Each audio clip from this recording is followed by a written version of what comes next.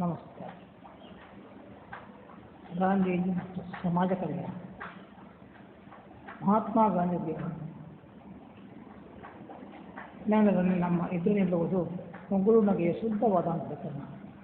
ಸತ್ಯಕ್ಕೆ ಸದಾ ಕೈ ಎತ್ತಿರುವ, ಅಹಿಂಸೆಯನ್ನು ಹಿತವಾಗಿ ಸ್ವೀಕರಿಸಿರುವ, ಸತ್ಯಾಗ್ರಹದ ಅರ್ಥವನ್ನು ಹಿಡಿದು ಅನ್ಯಾಯವೆಲ್ಲಿ ನಡೆದರೂ ಅದನ್ನು ನಿವಾರಿಸಲು ಮುಂದಾಗುವ ವ್ಯಕ್ತಿತ್ವ. ಭಾರತೀಯ ಸಂಸ್ಕೃತಿಯ ಅತ್ಯುತ್ತಮ ಮೌಲ್ಯಗಳಲ್ಲಿ ಅಚಲವಾದ ಶ್ರದ್ಧೆ ಎನ್ನರಿಸಿಕೊಂಡು ಪ್ರಪಂಚದ ಸರ್ವಧರ್ಮಗಳ ಸಾರವನ್ನೆಲ್ಲ ಸ್ವೀಕರಿಸಿ ಮಾನವ ಧರ್ಮದ ಪ್ರತಿಷ್ಠಾಪನೆಗೆ ನಾಗುವ ವ್ಯಕ್ತಿ. ರಾಜಕೀಯ, ಧಾರ್ಮಿಕ, ಆರ್ಥಿಕ ವಲಯಗಳಿಗೆ ಇರುವ ಅನ್ಯೋನ್ಯ ಸಂಬಂಧ ಇದಿಯಾಗಿಕೊಂಡು ಅದಕ್ಕನುಗುಣವಾಗಿ ನಡೆಯುವ ನಿಷ್ಠಾವಂತ ಇಂಥ ಮನುಷ್ಯ ಸಮಾಜ ಕಲ್ಯಾಣ ಕಾರ್ಯವನ್ನು ಬೇರೇನು ಮಾಡ್ಯಾರ ಎನ್ನುವ ಪ್ರಶ್ನೆ ಸಹಜವಾಗಿ ಇರುತ್ತದೆ.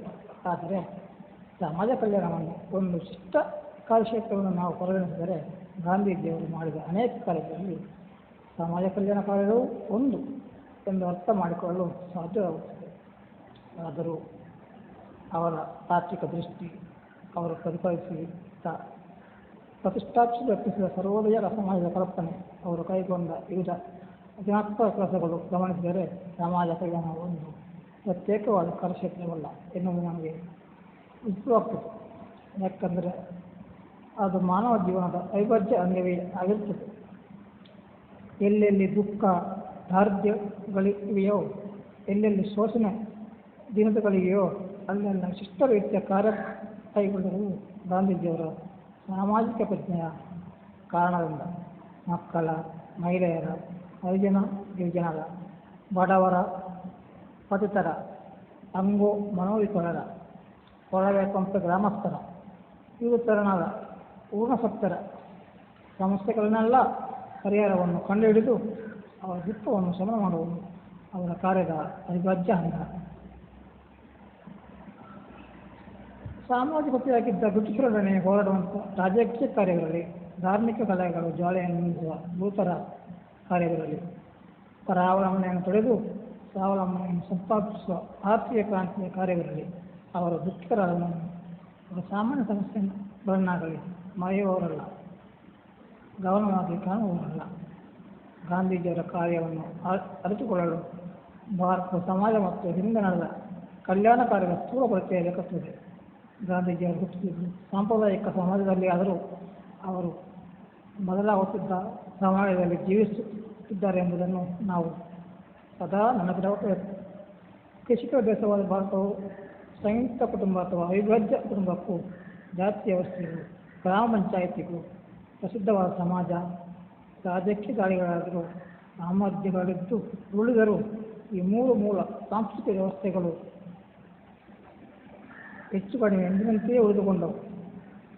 ಇಂಥ ಸಮಾಜದಲ್ಲಿ ವ್ಯಕ್ತಿಯು ಯಾವುದೇ ಸಂಕಷ್ಟಕ್ಕೆ ಗುರಿಯಾಗಿದ್ದರೂ ಅವನ ಕುಟುಂಬವಾಗಲಿ, ಅವನ ಬಳಗವಾಗಲಿ, ಅವನ ಜಾತಿಯಾಗಲಿ, ಇಲ್ಲವೇ ಅವನ ಗ್ರಾಮ ಪಂಚಾಯಿತಿ ಆಗಲಿ, ಅವನೊಳಗಿರೋ ಕೊನೆಗೆ ಧಾರ್ಮಿಕ ಕೇಂದ್ರಗಳಾದ ಮಠಗಳಲ್ಲಿ ನಿರಾಶ್ರಿತರು ಆಶ್ರಯ ಪಡೆಯುತ್ತಿದ್ದರು. ಪ್ರಯಾಣಿಕರಿಗೆ, ಸೈನಿಕರ ಕುಟುಂಬದವರಿಗೆ ರಾಜಹಂಡವು ಸಿಗುತ್ತಿತ್ತು.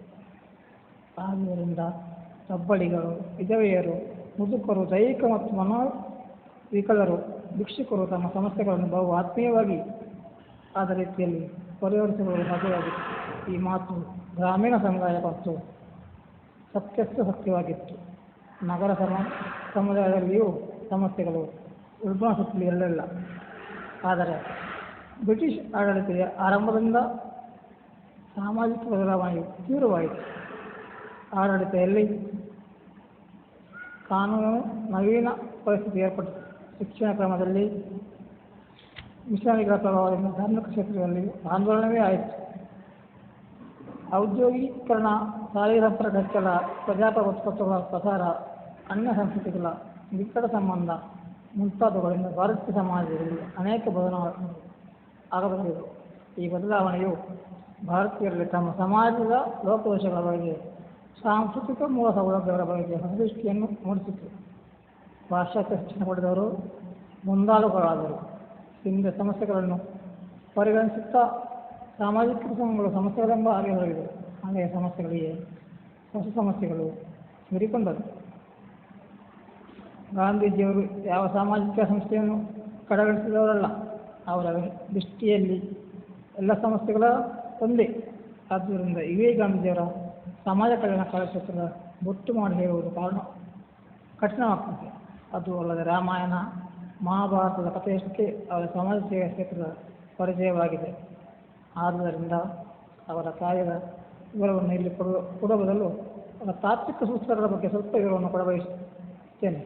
ಅವರ ಸೂತ್ರಗಳು ಪರಿಚಯದ ಹಿನ್ನೆಲೆಯಾಗಿ ಅವರ ಕಾರ್ಯಗಳನ್ನು ಸ್ಥೂಲವಾಗಿ ಪರಿಶೀಲಿಸಬಹುದು. ಭಾರತ ಬಡವರ ಹಳ್ಳಿಗರ ನಾಡು ಎಂಬುದು ಗಾಂಧೀಜಿಗೆ ಕಂಡುಂಡ ಸತ್ಯ. ಹಳ್ಳಿಗರ ಉದ್ಧಾರವಾಗದೆ ಭಾರತ ಉದ್ಧಾರವಿಲ್ಲ. ಭಾರತೀಯರ ದಾರಿದ್ರ್ಯ ಹೋಗಬೇಕೆಂದರೆ ಹಳ್ಳಿಗರ ದಾರಿದ್ರ್ಯ ಹೋಗಬೇಕು. ಇದು ಅವರ ನಿರ್ಧಾರ. ಸ್ವಾವಲಂಬನೆ ತಪ್ಪು ಮಾತ್ರವೇ ಅಲ್ಲ, ಪಾಪವೂ ಕೂಡ.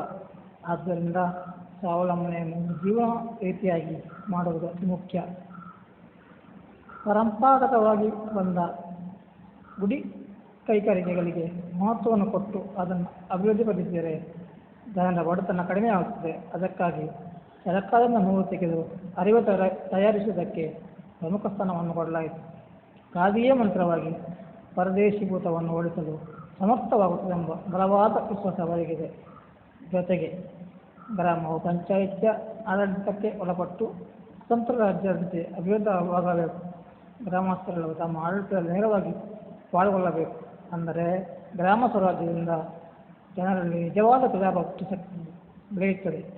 ಇಂಥ ಗ್ರಾಮಸ್ಥ ಸ್ವರಾಜ್ಯದಿಂದ ಗ್ರಾಮಸ್ಥರು ತಮ್ಮ ಸಮಸ್ಯೆಗಳನ್ನು ತಾವೇ ಪರಿಹರಿಸಿಕೊಳ್ಳಲು ಸಮರ್ಥರಾಗುತ್ತಾರೆ. ಇಂಥ ನಂಬಿಕೆ ಇದ್ದರೆಂದು ಗಾಂಧೀಜಿಯವರು ಗ್ರಾಮೀಣಾಭಿವೃದ್ಧಿಗೆ ಹೆಚ್ಚಿನ ಲಕ್ಷ್ಯ ಕೊಟ್ಟದ್ದು. ಅಸ್ಪೃಶ್ಯತೆಯ ನಿವಾರಣೆಯ ಗಾಂಧೀಜಿಯವರು ಕೈಗೊಂಡ ಮತ್ತೊಂದು ಮಹತ್ವದ ಕಾರ್ಯ. ಭಾರತೀಯ ಸಂಸ್ಕೃತಿ ಅಂಟಿಕೊಂಡ ಕಳಂಕ ಅಸ್ಪೃಶ್ಯತೆ ಎಂಬುದು ಅವರ ಅಭಿಪ್ರಾಯ. ಅಸ್ಪೃಶ್ಯರು ದೇವರ ಮಕ್ಕಳು, ಅವರೆಲ್ಲ ಹರಿಯನರು. ಅವರನ್ನು ಉತ್ತಮರು ದೂರ ಇರಿಸಬಾರದು. ಇದು ದೇವರಿಗೆ ಪ್ರಿಯವಾದುದಲ್ಲ ಎಂದು ಹರಿಯ ಜನ ಉದ್ಧಾರಕ್ಕೆ ತೊಡಗಿದರು. ಹರಿಯನರಿಗೆ ಸಮಾನದ ಹಕ್ಕು ಬದುಕಿರಬೇಕೆಂದು ಪ್ರತಿಪಾದಿಸಿದರು. ಹರಿಜನತೆಯನ್ನು ಕೈಗೊಂಡರು. ಹರಿಜನ ಪತ್ರಿಕೆಯನ್ನು ಹೊರಡಿಸಿದರು. ಅವರ ಉದ್ಧಾರದ ಅನೇಕ ಕಾರ್ಯಗಳನ್ನು ಕೈಗೊಂಡರು. ಗಾಂಧೀಜಿಯವರು ಮದ್ಯಪಾನ ನಿಷೇಧ, ಬಾಲ್ಯ ವಿವಾಹ ನಿಷೇಧ, ಶಿಶು ಕಲ್ಯಾಣ, ಕುಷ್ಠರೋಗಿಗಳ ಕಲ್ಯಾಣ ಮುಂತಾದ ಕಾರ್ಯಗಳಲ್ಲಿ ಆಸಕ್ತಿ ತೋರಿದರು. ಸರಳ ಸುಂದರ ಜೀವನದಲ್ಲಿ ಬರುವ ತೊಡರುಗಳು ಎಂಥವೂ ಇದ್ದರೂ ಅವುಗಳ ಪರಿಹಾರದಲ್ಲಿ ಕ್ರಿಯಾತ್ಮಕ ಆಸಕ್ತಿ ತೋರಿದರು. ಅವರ ಆಸಕ್ತಿ, ಅವರ ಈ ಕಾರ್ಯ ಜನರಲ್ಲಿ ನವಚೇತನ ಉಂಟು ಮಾಡಿತು. ಲೋಕಸೇವಾ ಸಂಘ, ಹರಿಜನ ಸೇವಕ ಸಂಘ, ಆದಿಮ ಜಾತಿ ಸೇವಕ ಸಂಘ ಮುಂತಾಗಿ ವಿವಿಧ ಸಾಹಿತ್ಯ ವ್ಯವಸ್ಥೆಯನ್ನು ಮತಯಿಷ್ಟರ ಕಲ್ಯಾಣಕ್ಕಾಗಿ ಅವರು